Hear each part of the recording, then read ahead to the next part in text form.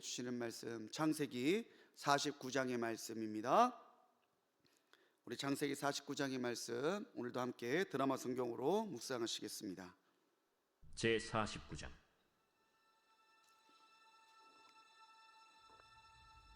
야곱이 그 아들들을 불러 이르되 너희는 모이라. 너희가 후일에 당할 일을 내가 너희에게 이르리라. 너희는 모여 들으라. 야곱의 아들들아, 너희 아버지 이스라엘에게 들을지어다. 루벤아, 너는 내 장자요 내 능력이요 내 기력의 시작이라. 위풍이 월등하고 권능이 탁월하다마는 물이 끓음 같았은즉 너는 탁월하지 못하리니, 내가 아버지의 침상에 올라 더럽혔음이로다. 그가 내 침상에 올랐었도다. 시므온과 레위는 형제여, 그들의 칼은 폭력의 도구로다. 네호나, 그들의 모의에 상관하지 말지어다. 내 영광아, 그들의 집회에 참여하지 말지어다. 그들의 분노대로 사람을 죽이고 그들의 혈기대로 소의 발목 힘줄을 끊었음이로다. 그 노여움이 혹독하니 저주를 받을 것이요 분기가 맹렬하니 저주를 받을 것이라. 내가 그들을 야곱 중에서 나누며 이스라엘 중에서 흩으리로다. 유다야, 너는 내 형제의 찬송이 될지라. 내 손이 내 원수의 목을 잡을 것이요 내 아버지의 아들들이 내 앞에 절하리로다. 유다는 사자 새끼로다. 내 아들아, 너는 움킨 것을 찢고 올라갔도다. 그가 엎드리고 웅크림이 수사자 같고 암사자 같으니 누가 그를 범할 수 있으랴.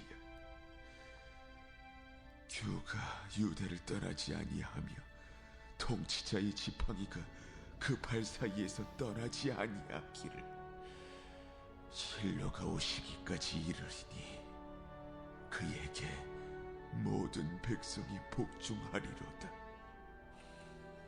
그의 나귀를 포도나무에 매며 그의 암나귀 새끼를 아름다운 포도나무에 맬 것이며 또 그 옷을 포도주에 빨며 그의 복장을 포도즙에 빨리로다. 그의 눈은 포도주로 인하여 붉겠고 그의 일은 우유로 말미암아 희리로다. 스불론은 해변에 거주하리니 그곳은 뱀에는 해변이라. 그의 경계가 시돈까지리로다. 이사갈은 양의 우리 사이에 꿇어 앉은 건장한 나귀로다. 그는 쉴 곳을 보고 좋게 여기며 토지를 보고 아름답게 여기고 어깨를 내려 짐을 메고 앞제 아래에서 섬기리로다. 다는 이스라엘의 한 지파같이 그의 백성을 심판하리로다. 다는 길섭의 뱀이요 새길의 독사로다. 말굽을 물어서 그 탄자를 뒤로 떨어지게 하리로다. 여호와야, 나는 주의 구원을 기다리나이다. 갓은 군대의 추격을 받으나 도리어 그 뒤를 추격하리로다. 아셀에게서 나는 먹을 것은 기름진 것이라.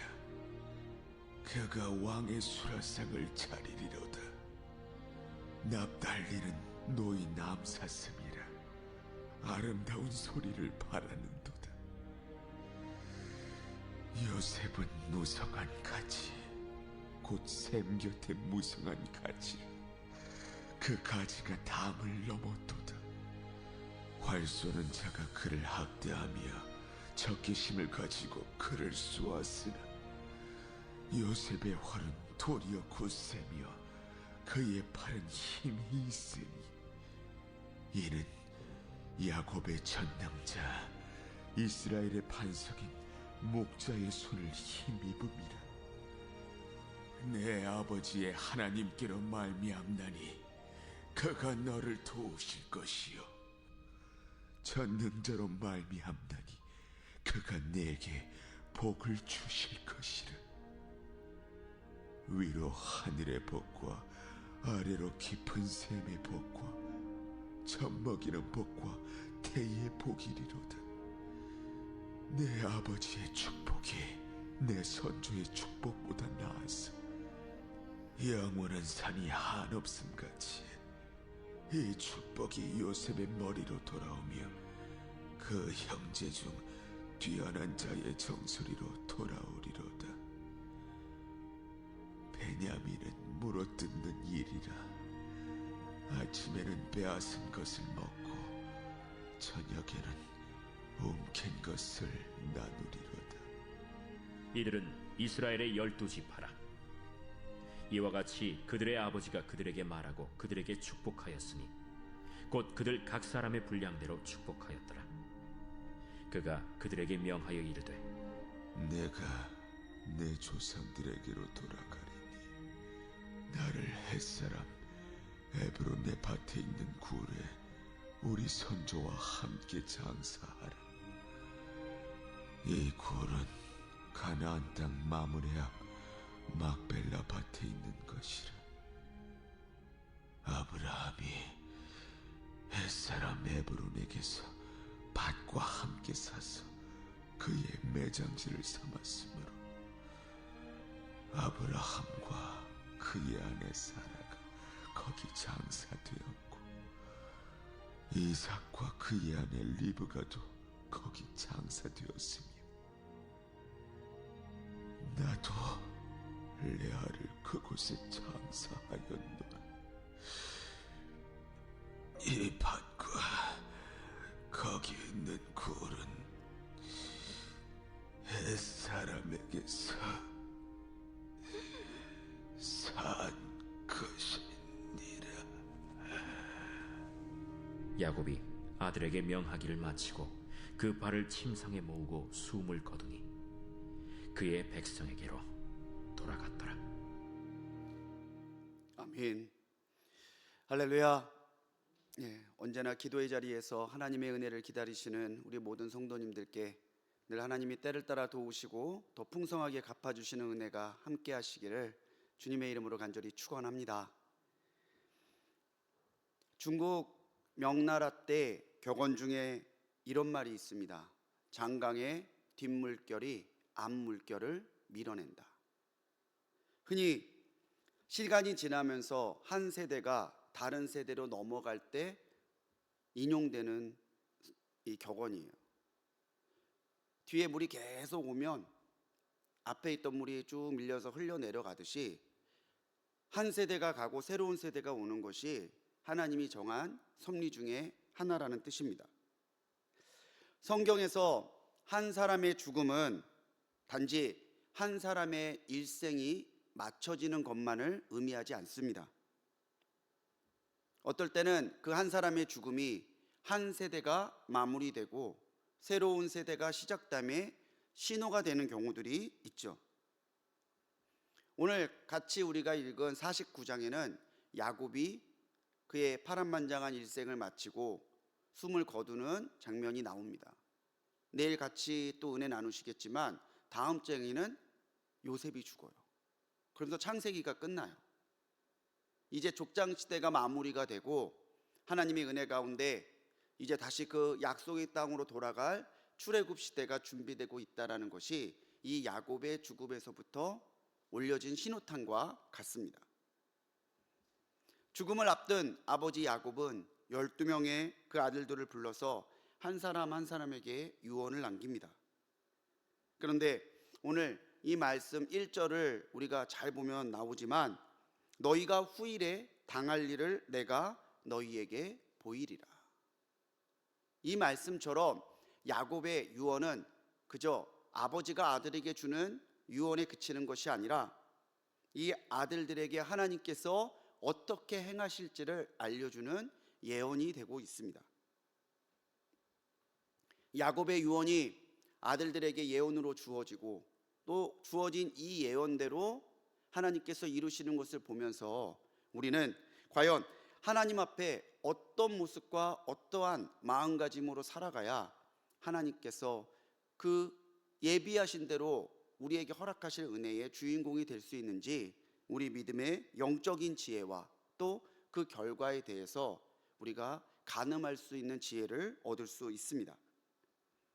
무엇보다 이 야곱의 일생도 그랬지만 아들들 한 사람 한 사람에게 주어지는 이 예언을 보면서 우리는 무엇보다 하나님이 이 모든 것을 감찰하시고 주관하시는 분이시라는 것을 깨달아야 돼요. 우리는 때때로 눈에 보이지 않기 때문에 하나님의 존재와 또 하나님의 주관하심과 하나님의 역사하심을 잊고 살 때가 더러더러 있습니다. 그런데 우리가 하나님을 잠시 인식하고 있지 못할 때에도, 하나님의 일하심을 보지 못할 때에도 하나님은 이 모든 세상과 특히 내 모든 일생을 주관하시면서 그 계획대로 이끌어 가시는 살아계신 하나님이십니다. 이 감찰하시는 하나님, 돌보시는 하나님의 그 은혜가 또 그 계획하심이 야곱의 유언, 이 야곱의 예언에 담겨 있죠. 이 야곱의 예언은 어머니들을 따라서 주어지고 있습니다.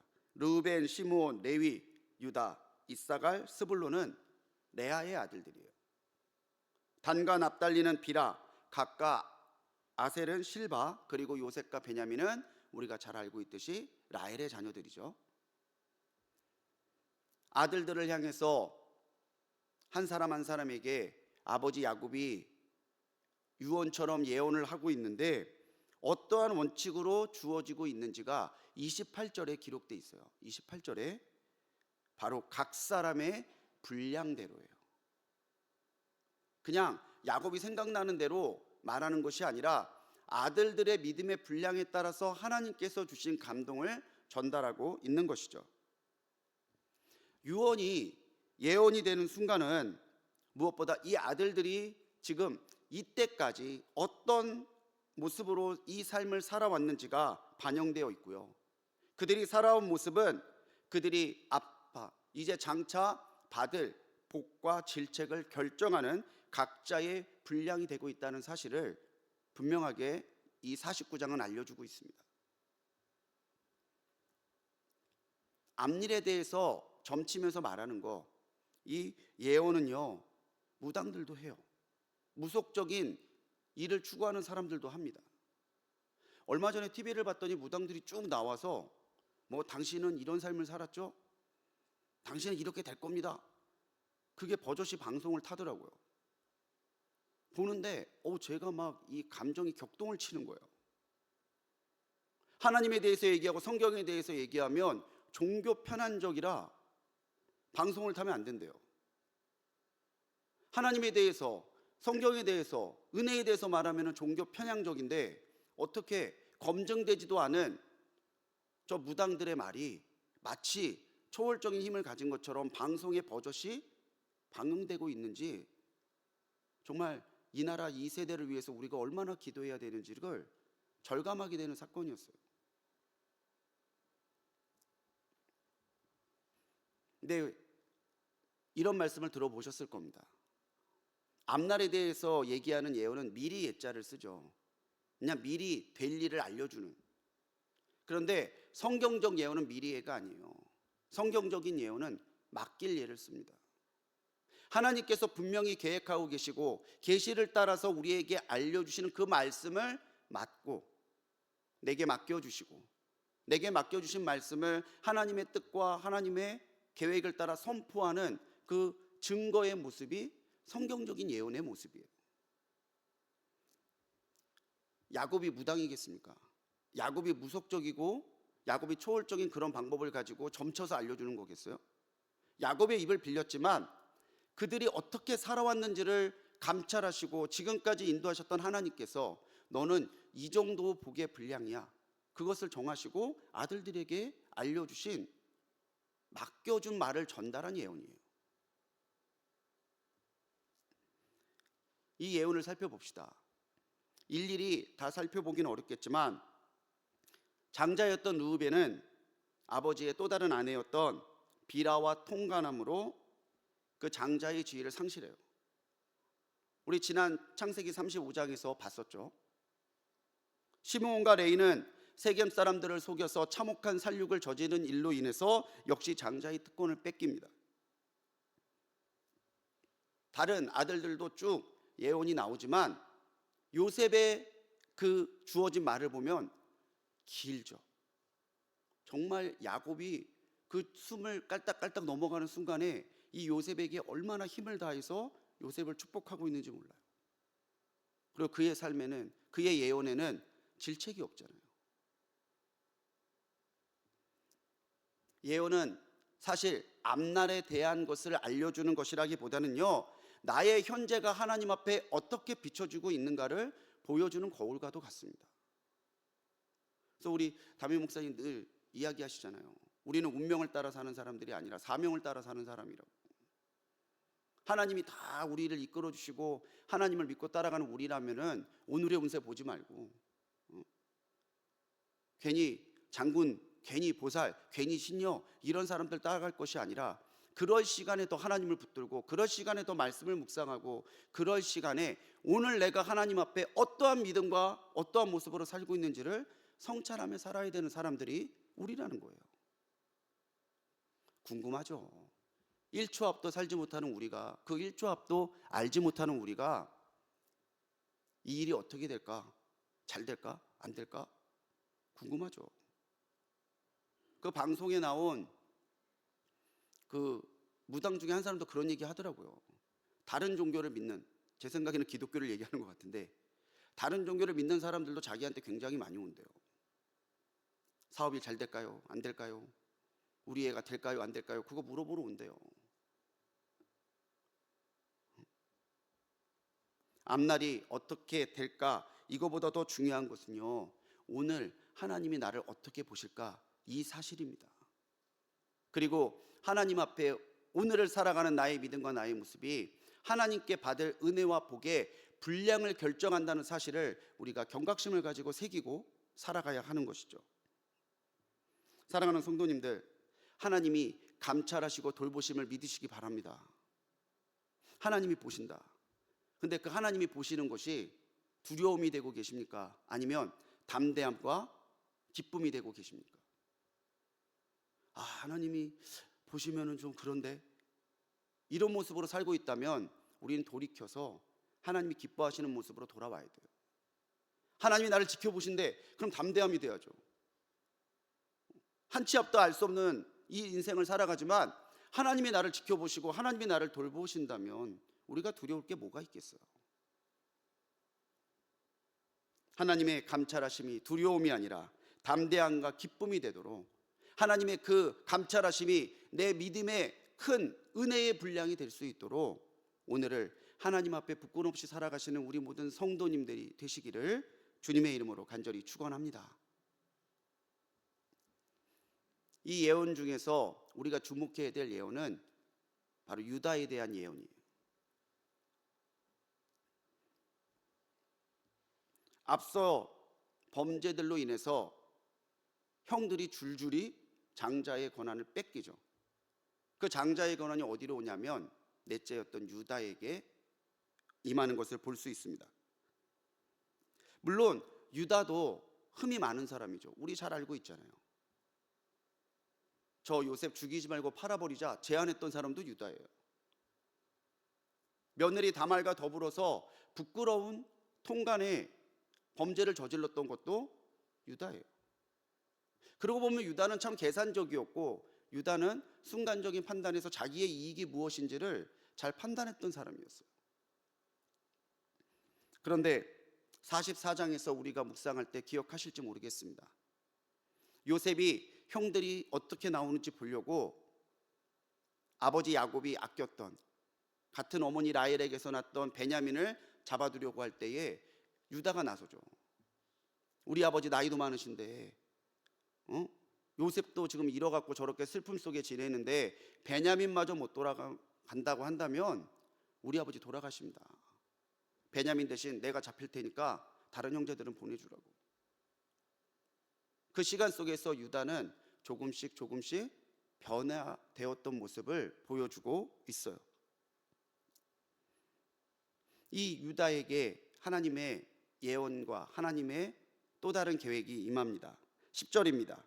규가 유다를 떠나지 아니하며 통치자의 지팡이가 그 발 사이를 떠나지 아니할 것이라. 모든 백성이 복종하리로다. 이것이 유다가 야곱을 통해서 하나님께 받은 예언이에요.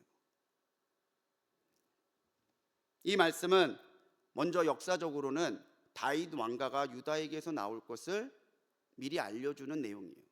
하지만 구속사적으로 본다면 이 유다의 지파에서 우리를 구원하시는 진짜 왕 그리스도 예수께서 오실 것을 미리 예표하는 모습으로 우리에게 주어진 내용이에요. 우리가 예언하지만 예언의 본질이 무엇인지를 봐야 돼요. 바른 예언, 참된 예언, 하나님께로부터 나온 예언은 우리가 오직 그리스도 예수만을 소망하도록 만듭니다. 하나님께서 주신 예언인가? 아니면 인간의 욕망과 기대를 충족시키기 위한 예언인가? 이 질문의 해답은 뭐냐면 과연 그 예언이 우리로 하여금 예수님을 더 갈망하게 만들고 예수님을 더 사랑하게 만들고 예수님 안에 머물기를 더 힘쓰게 만드느냐? 거기에 달려있다라는 거예요. 내가 산 땅이 오를 거냐 내릴 거냐, 이 일이 잘 될 거냐 안 될 거냐, 나의 욕심, 나의 기대를 충족시키기 위해 주어지는 예언이라면은 오늘 우리의 인생에 유익함이 되지 못해요. 순간 만족이 될 수 있겠죠. 야, 이게 잘 됐네. 그런데 하나님 없이 이루어진, 하나님 없이 주어진 형통과 복이 우리의 인생에 어떤 유익함이 되겠어요?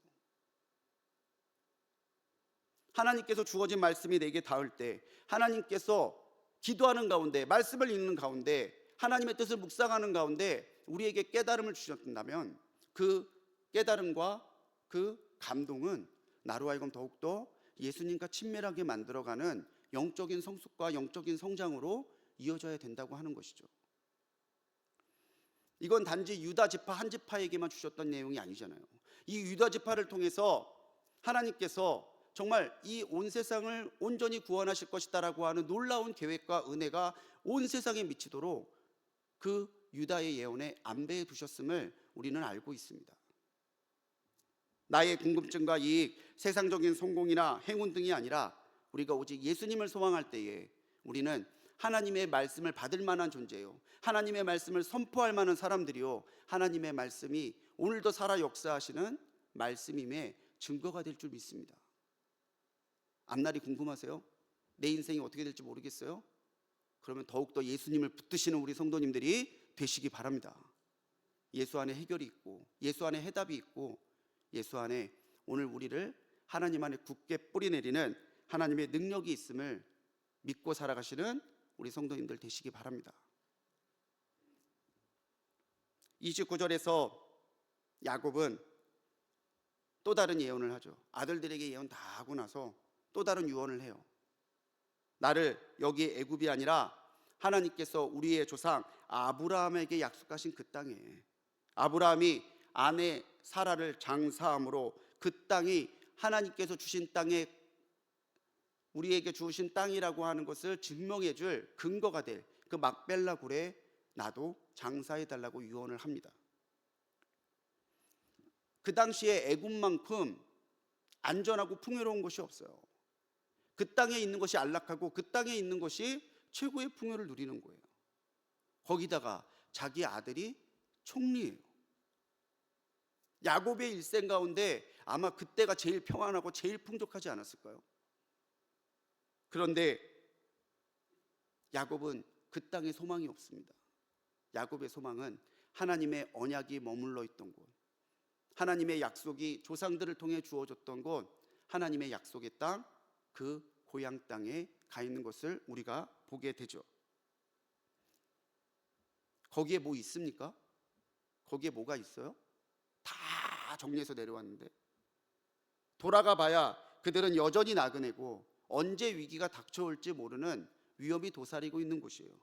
하지만 요셉도 그 다음 장에서 미련 없이 그 땅에서 자기를 데리고 나가라고 유언을 할 정도로 이 야곱의 가문 요셉은 계속해서 하나님의 언약을 믿음으로 바라보고 있습니다. 우리가 허황된 예언이 아니라 하나님의 바른 예언을 믿고 따르고 있다면요, 우리는 그 하나님의 예언이 우리에게 주고 계시는 그 약속, 하나님의 언약을 붙들고 사는 사람이 되어야 된다는 것을 우리는 이 야곱의 유언을 통해서 한 번 더 깨닫게 돼요. 여기서 야곱의 유언은 또 예언이 되죠. 이스라엘 백성들이 여기 이집트에서 평생 살 것이 아니라 하나님이 정하신 때가 되면 위대한 조상 아브라함에게 말씀하셨던 것처럼 이제 그 땅으로 돌아가게 될 것이다라고 하는 그 놀라운 계획의 또 다른 예언이 되고 있음을 우리는 여기서 봅니다. 하나님이 주시는 언약 안에서 그 예언을 해석하고 믿으면요, 우리의 과거와 현재와 미래가 달라져요. 헛된 예언을 따라가면 과거는 한탄스러운 것이 되고, 왜 우리는 옛날에 그랬지? 과거는 한탄스러운 게 되고, 현재는 불평하게 되고, 미래는 불안하게 되죠. 하지만 예언 가운데 담겨있는 하나님의 언약을 붙드는 사람은 과거는 감사하게 되고, 현재는 담대하게 살고, 미래는 소망을 품고 살아가는 사람이 돼요. 그것이 하나님의 언약이 우리에게 주는 담대함과 믿음이에요. 예레미야 29장 11절에서 하나님은 분명히 선포하십니다. 너희를 향한 나의 생각을 내가 아나니 평안이요 재앙이 아니니라. 너희에게 미래와 희망을 주는 것이니라. 아멘. 하나님의 언약이 담고 있는 하나님의 본심은 이거라는 거예요. 시간이 흐르고 모든 것은 변하지만 우리 하나님은 한결같으시고 영원하세요. 그 한결같은 하나님을, 그 영원하신 하나님을 오늘 우리가 어떠한 마음과 어떠한 믿음으로 붙들고 있느냐, 그것이 더 중요한 문제인 것이죠. 사랑하는 우리 성도님들, 한 사람의 유언을 넘어 새로운 세대로 넘어가고 있는 이 야곱의 예언은 오늘 우리의 삶과 신앙에 유익한 표지판과 같습니다. 단지 창세기에 기록되어 있는 이야기가 아니라 오늘 내 삶과 내 인생을 이끌어 가시는 하나님의 표지판으로 받아들이시기 바랍니다. 감찰하신 하나님을 기억하고 나의 믿음의 분량을 넓혀 가십시오. 예언의 본질이요 전부 되신 예수님만을 소망하며 사십시오. 시간과 공간을 초월하시는 이 영원하신 하나님의 언약을 붙들고 그 언약이 내게 반드시 성취될 것이라는 믿음을 가지고 오늘을 살아가시기 바랍니다.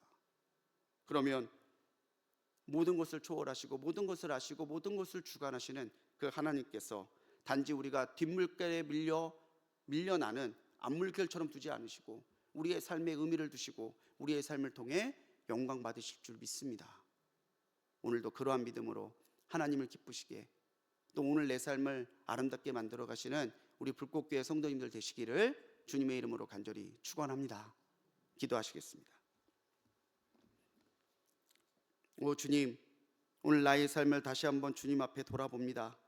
주여, 모든 것을 감찰하시고 모든 것을 돌보시는 하나님만을 믿음으로 붙들고 살아가게 하시고 오늘 우리의 삶이 하나님의 기준에 합당한 복된 삶이 되게 하옵소서.